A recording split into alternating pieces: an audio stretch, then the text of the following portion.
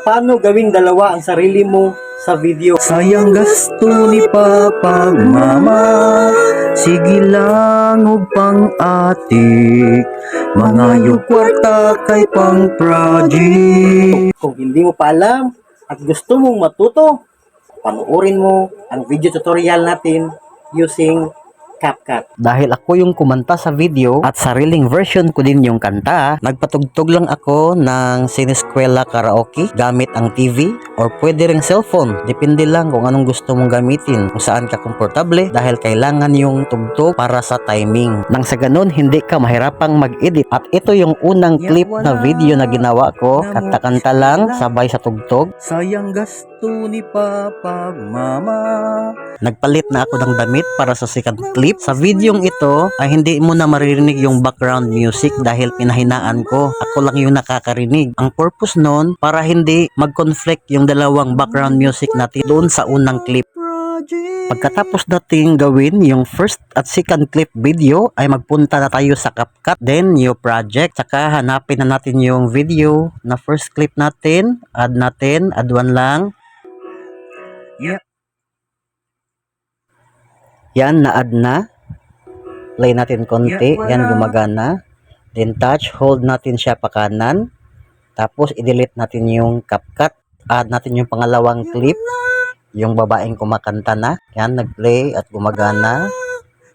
Click lang natin, paputiin. Pa-highlights natin. Then, hanapin natin yung overlay. Touch, hold, slide, pakaliwa. Touch natin yang naka-overlay sa baba para mag-highlight, magputi siya. Then hanapin natin yung mask. Scroll lang natin pa kanan. Hanapin natin yung mask. At yun. Then piliin natin yung horizontal. Click natin uli yung horizontal, adjust niya. Tapos rotate.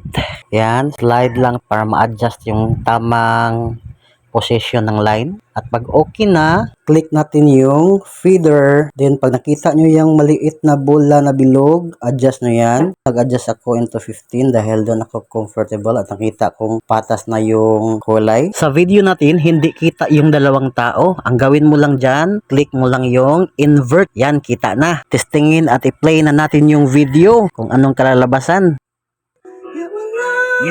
Aguroy, hindi nagsabay, hindi nag-timing. Unang kumanta yung babae, adjust natin. Huli ang lalaki sa pagkanta, kaya yun ang i-adjust natin. Click natin yung sa taas, yun na-adjust na. Play natin ulit.